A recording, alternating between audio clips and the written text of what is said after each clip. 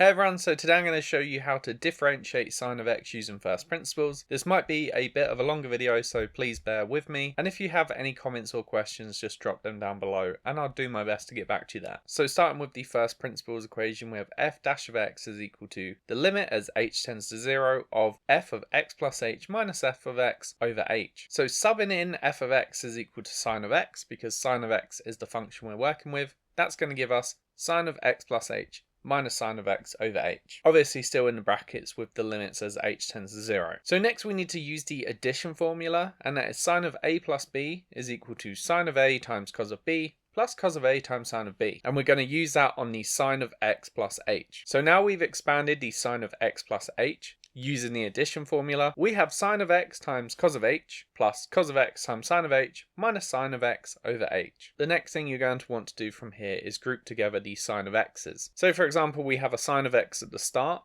multiplying the cos of h, and we have a minus sine of x on the right hand side. So if we group them together and take a factor of sine of x out, that leaves us with sine of x times cos of h minus 1, and then we're left with the plus cos of x sine of h all over h. So as h is going to be getting really small as it tends to 0, we can use these small angle approximations. And these small angle approximations are that sine of h is approximately h, and cos of h is approximately 1 minus a half h squared. So we have sine of h on the right hand side of the equation. We're going to be subbing that out for h. And at the start of the equation, we have sine of x times cos of h minus 1, we're going to change out that cos of h for 1 minus a half h squared. So in that little bracket that I've got multiplying sine of x, we're going to have the 1 minus a half h squared minus 1, so the 1's cancel out, so we're going to be left with sine of x times minus a half h squared in that bracket. Hopefully this all makes sense so far. Let me know if you do have any questions as we go through it. So basically, as I said on the last image, now we've got minus a half h squared sine of x plus h cos of x over h, because we use these small angle approximations. As we have h squared in the first term and h in the second term, and everything is divided by h, we can divide both terms by h. So the term on the left is going to be minus a half h times sine of x, then the term on the right is just going to be plus cos of x. Now as h tends to 0, minus a half h sine of x tends to 0, because it's being multiplied by h, and h is tending to 0, so the whole function is going to tend to 0. So it disappears, and that's just going to leave us with cos of x. Cool, hopefully that makes sense. I guess it is quite a roundabout way to differentiate using those first principles. And obviously in most exams you can just go from sine of x to cos of x. You don't have to do this whole process. But if for any reason you have to do this, this is how you do it. Hopefully that made sense. Hopefully it was clear. If you do have any comments or questions, as I said before, drop them down below and I'll try to get back to you there. Best of luck with all your maths, and thanks for watching.